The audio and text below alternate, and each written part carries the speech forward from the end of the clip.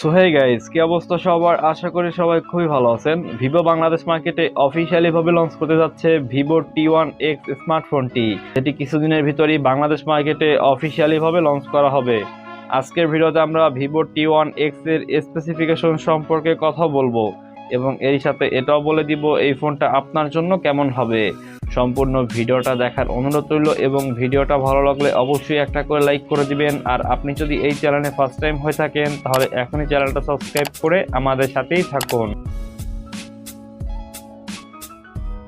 Vivo T1x এই ফোনটার ডিসপ্লেতে থাকছে 6.58 ইঞ্চির ফুল HD plus IPS LCD panel display এবং ডিসপ্লেতে থাকছে 90 হার্জ রিফ্রেশ রেট। তার সাথে থাকছে 83.4% স্ক্রিন বডি রেজোলিউশন এবং থাকছে 400 অন পিপিআই ডায়নোসিটি। ফোনটাতে ইউজ করা হয়েছে ট্রিপল ক্যামেরা সেটআপ, যার প্রাইমারি লেন্স 50 মেগাপিক্সেল প্লাস থাকছে 2 মেগাপিক্সেলের ডেপথ সেন্সর এবং থাকছে 2 মেগাপিক্সেলের ম্যাক্রো ক্যামেরা।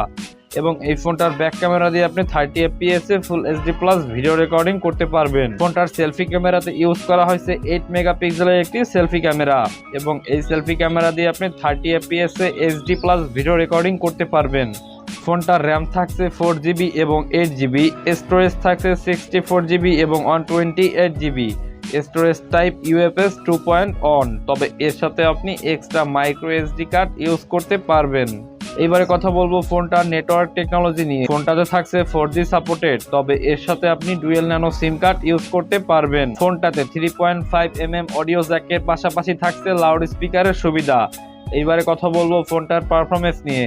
ফোনটার প্রসেসর থাকছে অক্টা কোর, যেটা 2.4 GHz, চিপসেট কলকম স্ন্যাপড্রাগন 680, যেটা সম্পূর্ণ 4G চিপসেট এবং এটা 6 ন্যানোমিটারের দ্বারা তৈরি।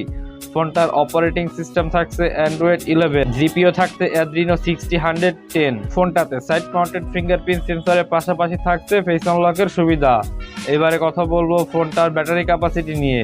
ফোনটাতে থাকছে 5000 mAh একটি ব্যাটারি এবং এর সাথে ইউজ করা হয়েছে 80 ওয়াটের একটি ফাস্ট চার্জার। কোম্পানির মতে এই চার্জার দিয়ে ফোনটাকে ফুল চার্জ করার জন্য সর্বোচ্চ 2 ঘন্টা সময় লাগবে। যাই হোক, এবারে কথা বলবো ফোনটার প্রাইস নিয়ে। ফোনটা এখন পর্যন্ত বাংলাদেশ মার্কেটে আসেনি, তবে এইটা ধারণা রাখা যায় আগামী 1 মাসের ভিতরেই এই ফোনটা বাংলাদেশ মার্কেটে অফিসিয়ালি ভাবে লঞ্চ করা হবে।